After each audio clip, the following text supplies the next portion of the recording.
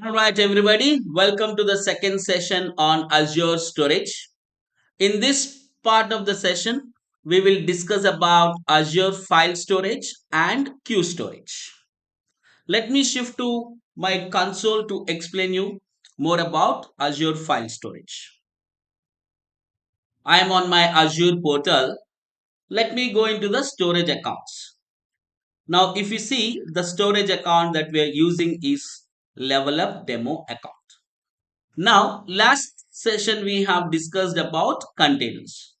Now, below the containers, we have another option called as file shares. Now, to work with file shares, select this option called as file share. Now, once you're here, you can select or on the top there's an option called as file share. Create this file share and give a name. I'll give a name of this file share as a demo share. Okay. Now you see there's an option called as create. Select option create. Now we did not mention any size here, but if you see the quota, it is about 5 TB per each share. Now the demo share is there. Now if I click on this, you will see the option called as connect.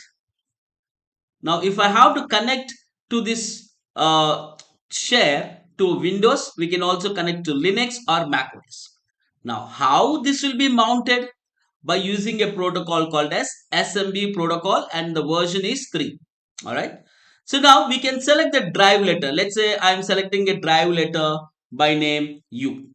Okay. And you can authenticate this either by using Active Directory or a storage account key. Now we all know the storage account key. So if I go into this access keys, it will show the storage account key, right? Now this automatically takes the storage account key, and if you see the script here, it is giving us a script. Now what is this basically saying in the script? You see it has taken the storage account here. Automatically it has taken the storage account, and it is saying mount this drive. Okay. And there will be some common errors that you get when you're mounting this, like port 445. If you don't have this port 445 enabled on your system, you will be getting this error. So make sure your port 445, if it is an organization server that you're using, you have to enable.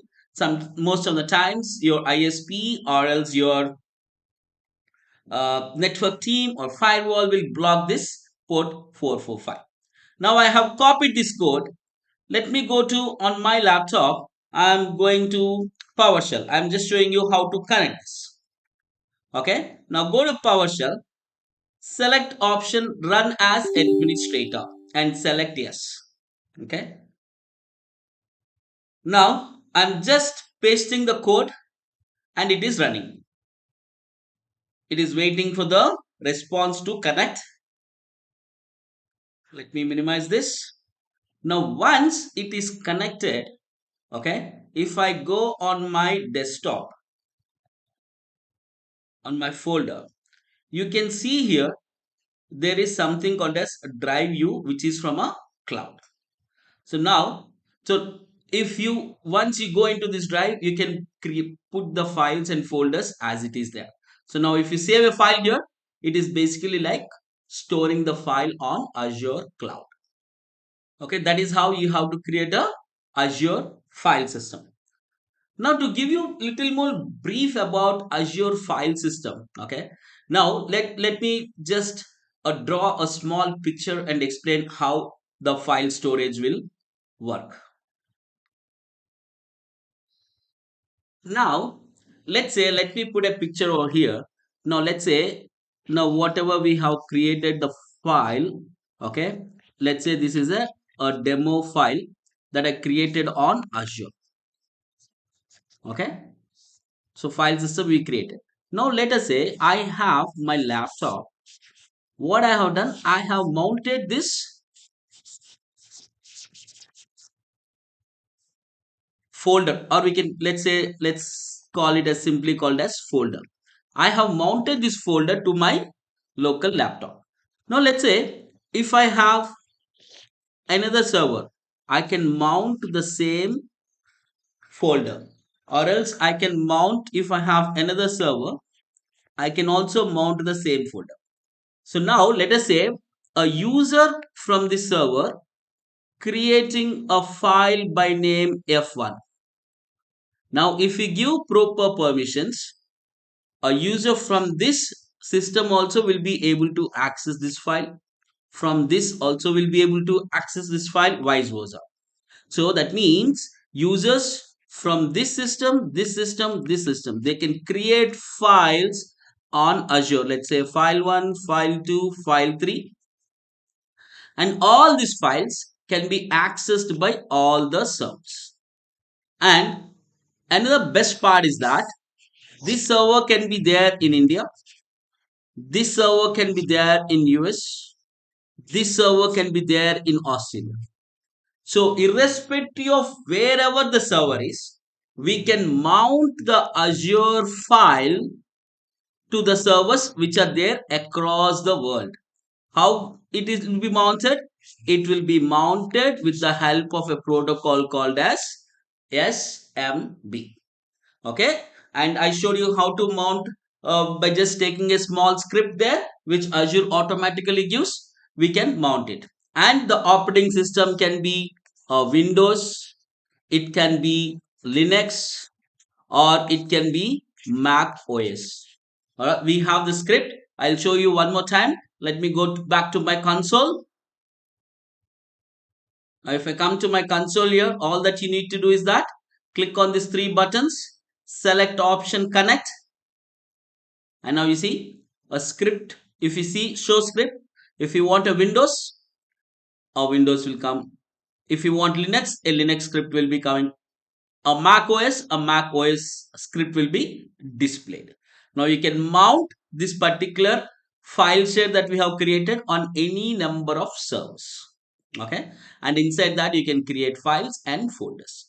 In a blob storage, you can upload files directly, but here you can create a folder and put all the files, and all those files can be accessed by the users who have access to those particular servers. That is what a file storage is all about. I hope that is clear. Now let us discuss about the next kind of storage under storage account, which is called as Azure Queue Storage. Let me open my presentation for that. Azure Queue Storage. Now before I explain Azure Queue Storage, let us try to understand what is Azure Queue Storage. Azure Queue Storage is a service. It is basically used for storing large number of messages. You access messages from anywhere in the world if you have authenticated calls using like HTTP or HTTPS. Now, as I told you earlier, a queue message can be up to 64 KB in size. A queue can contain a millions of messages. So that millions of messages can go up to the total capacity of a storage account. Now, queues are commonly used to create a backlog of work to process asynchronously. And with the help of queues, you can basically decouple an application. Okay. Now, if you see the picture which is there on the screen, now there's an application API, which is a producer and a consumer. Now, a producer produces some events that has to be served by the consumer. Now, let us say how it works. Now, if we say there are some messages, message 1, message 2, message 3, message 4, which are produced by the producer. And now it has to be sent to a consumer. Now here we can create this Azure queue. We can create any number of queues, Q1, Q2, and there can be any number of messages. Now once the consumer is free, it will take the messages. It is again first in, first out, and then it will process those particular messages. Okay. So now Azure Queue Storage is helpful for us to create these queues between multiple tiers in an application. So these messages will be processed asynchronously. Now let us go back to our console and see how to create a Azure Queue storage. Now on my Azure console, let me go to storage accounts. Level up demo account is the storage account that we're using. Now, if you see under data storage, we have containers, files, shares, queues, and tables. Now, I want to work with a storage service called as queue storage. Now, this is very simple. All that you need to do is that select this option called as queue, create a queue. I will say app1 is the queue name. Select option add. Okay. Now it is creating a queue storage. It is saying that storage queue is successfully created. Now in this particular queue, we can add messages here. Now let us go on to the queue called as app1. Right now, if you see here, we can select an option add message. Okay. Let me give it as message 1.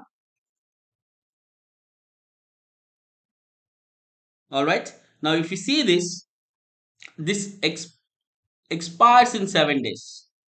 Now, if you select this option never expires, it will never expire. Okay. So, this message will be there in queue for 7 days. Click OK. You see now, there's a unique ID that is coming for this message. Okay. And you see what is the insertion date, what is the expiration date. You can see all these options. Now, let us say I will add another message. Select option message 2. Click OK. Okay, you see message 2, the message text is message 1 and message 2. Now this is the message that it has to carry from one tier to another tier. Okay, that is how you create a Azure Queue storage. But ideally, is this how you add messages? No, this is not the way that you add messages. What you do is that you see this URL here. This URL, you will give it to the your developer, your application developer. He will take this URL and he will configure this as a messaging queue between different tiers in a application. And you can also give an access policy. Okay, and you can select add access policy. You can select the identifier, what permissions that you have. You can give a read permission, add, update, process, whatever permissions that you want. We can give here under access policy.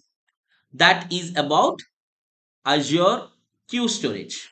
Okay, we discussed about Azure File Storage and Azure Queue Storage. Now let us look into a couple of other options which is there in Azure Storage account. So till now we have understood about containers, we have understood about file shares, we have understood about Azure Queue. Now we also have understood about access keys. We also have understood about shared access signature. Okay. Now in the data management, there is an option called as a redundancy. I have explained you guys different types of redundancies that we have. What are those? LRS, which is this storage account has a replication method called as LRS. We have ZRS, ZRS, ZZRS. These are the different types of redundancies that we have. Now, if you see here, okay, once I go into the redundancy, now this is a local redundant storage. Redundancy type is local redundant storage and it is there in only one particular region. Now, let us say I want to change this redundancy. All that you need to do is that go into the redundancy, select this option. So you have geo redundant storage, read access geo redundant storage. Now let us say I will select geo redundant storage. Okay, and select save. Now this is how you have to change the redundancy of a storage account. Now basically what it will do, it will create, yeah, you see, now the secondary is available in West US. Okay, East US and West US. Now let us say the secondary I want in Europe. Is it possible? No. So these are called as Azure paid regions. P-A-I-R-E-D, paired regions. So the meaning of paired regions is that if the primary is east to west, the secondary will always be west to west. Okay, Azure have already configured the primary and secondary regions. Based on that, when you select a geo redundant storage, if the primary is east, automatically the primary is west to west. So if your primary is somewhere in Europe, the secondary will be whatever is the paid region for that. Okay, this is how you use Azure GRS. I mean, we use to change redundancy, to change the redundancy of the particular storage account. Okay, and now we have another option called as a data protection. Now, what is this data protection? Now, let us say I want to take the backup of all the files which is there in Azure. Now, very simply, we can select an option called as enable backup. Okay, there is something that we need to create a vault. Okay, if we have to do a backup of Azure, we have to create a vault, and very easy. Select option add in new. Okay, it will ask the vault name. I'll say vault for, I'll say vault store, some random name. It should be on resource group demo, and we can select the backup storage redundancy as well. It is two types, one is local, one is geo, and then create this particular vault. It will take about a minute or two for the vault to be created.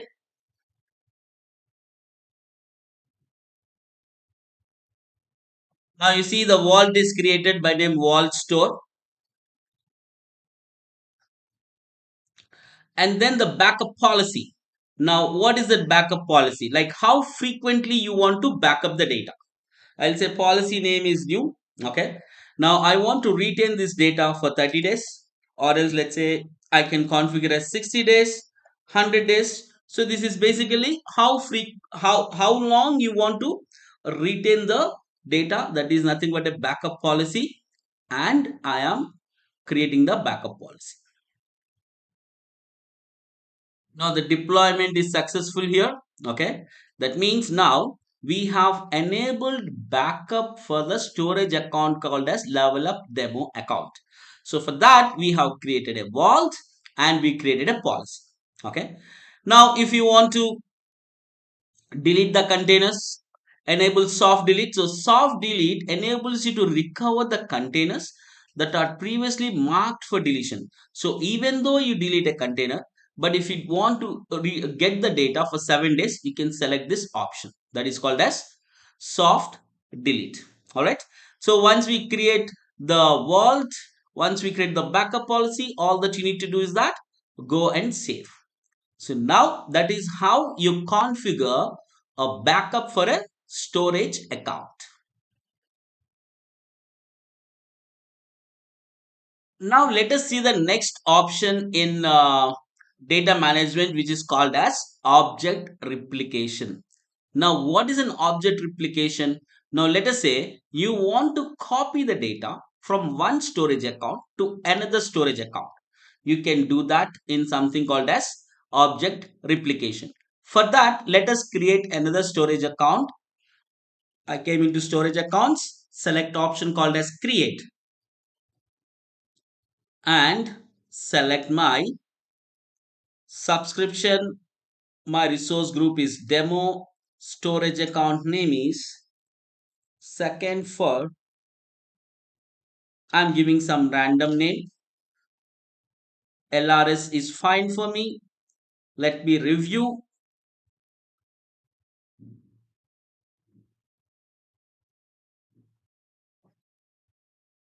Okay, let's wait for a moment. It is still reviewing. Yes. Now let me go ahead and create.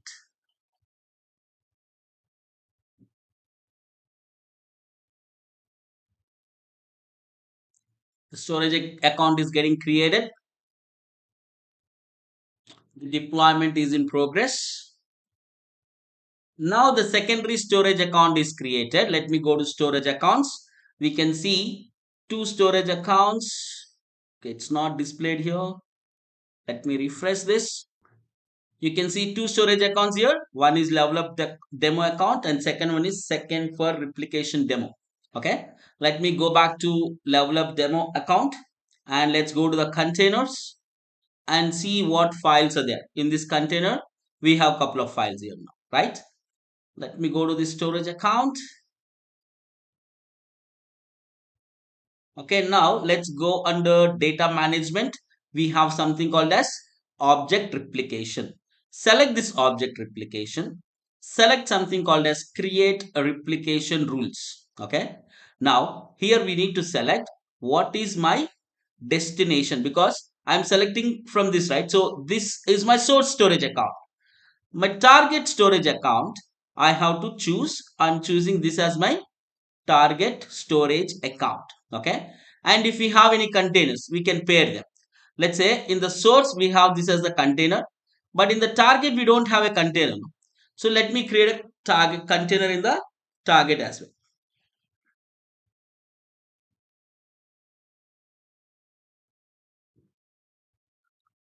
We go to home. My let me choose my storage account. This is the storage account, the target storage account, and then let me go to containers. There is no container here. I'll put the container name as target. All right, now let me create. The container target is getting created here. It is created successfully. We can see the container target here. Okay. Now let me go back here. Now, if we refresh this, we should be able to see this. Okay. Let's go to the source container. It's there here. Target container, we can't still see that. Let us refresh this. Reload. Okay. The target storage account is this. You can configure, you see, you can configure more than 10 container pairs. This is my source container. This is my target container. Okay. Only new objects. So basically, now this will copy only the new objects. If you want to change, copy everything. Okay. The whatever is there will also copy. Select option create. It is showing enabling creating replication policy. Okay, it is enabling object replication. It is creating the replication. Applying replications policy on source account. You see that? It will take about another moment for the replication to be complete. Now the replication is happening. Let's go to the source account and see what. Now let's see the files which is there in the source account. Go to the containers.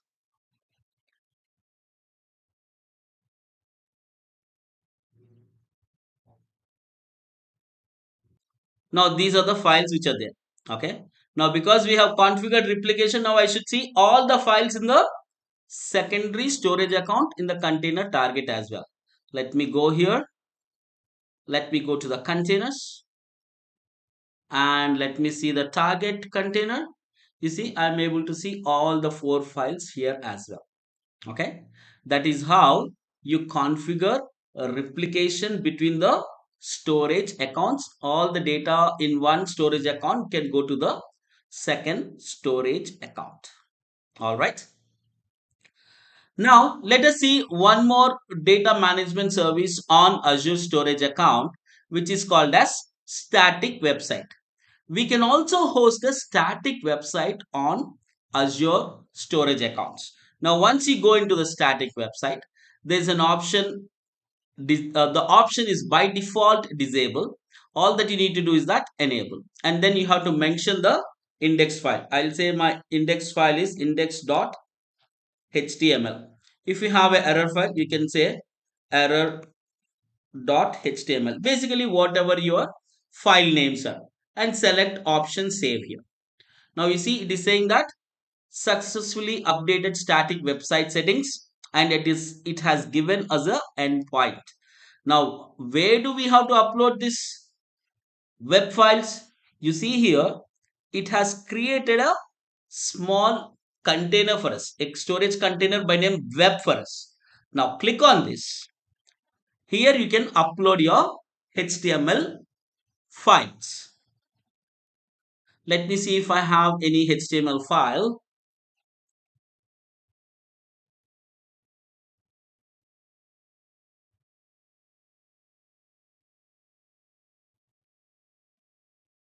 So I have an index.html file. Let me put that file there and then upload. Okay.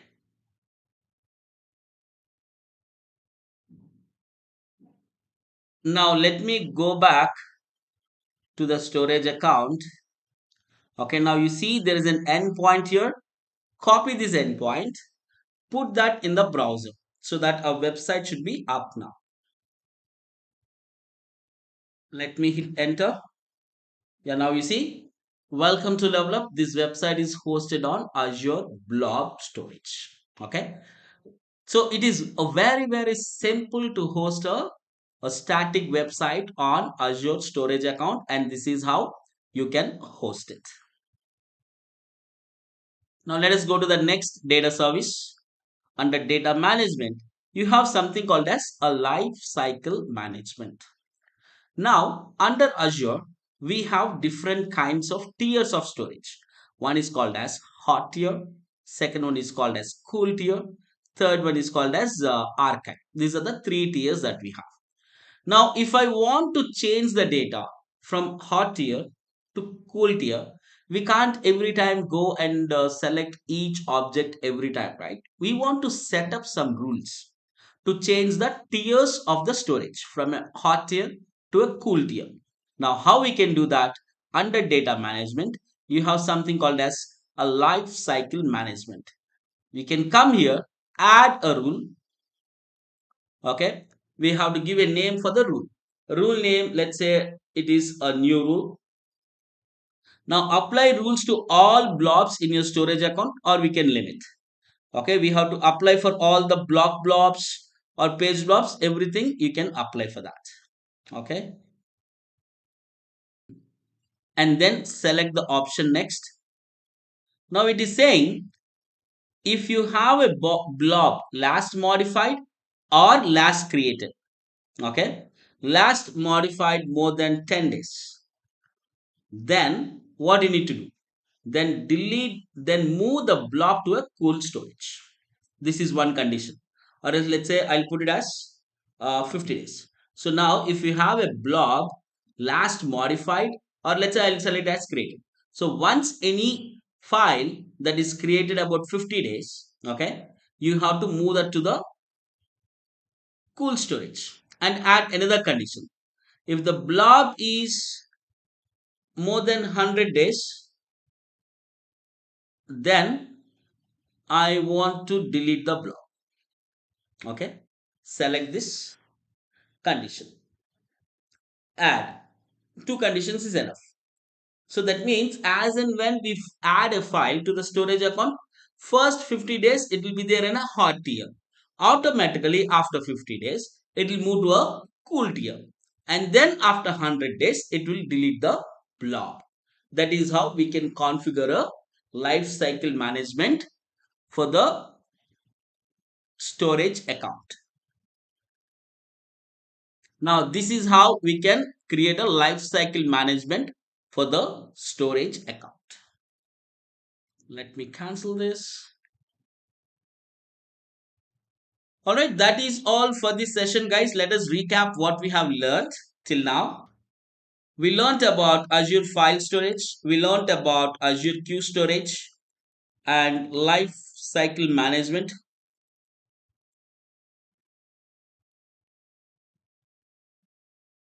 We learned about replication,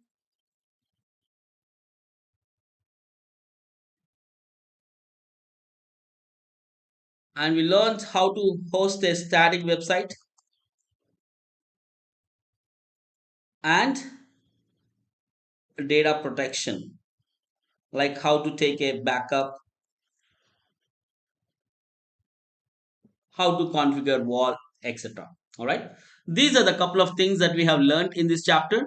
I recommend you guys to do the hands-on exercise on these 6 topics. Then it would be clear for you people.